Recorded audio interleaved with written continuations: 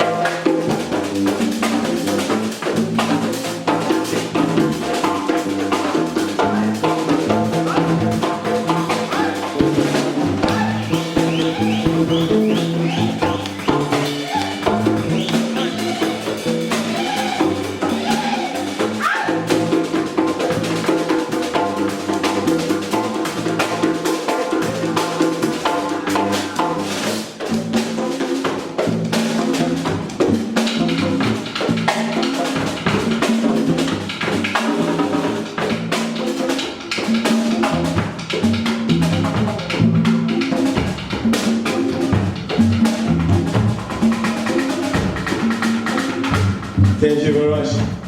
That song is thankful to my daughter. I hope that the call that I'm making or the cry that I'm doing is going to be heard on the other side. That we will start immediately to shift things around. We need to protect our mothers, our sisters, our children.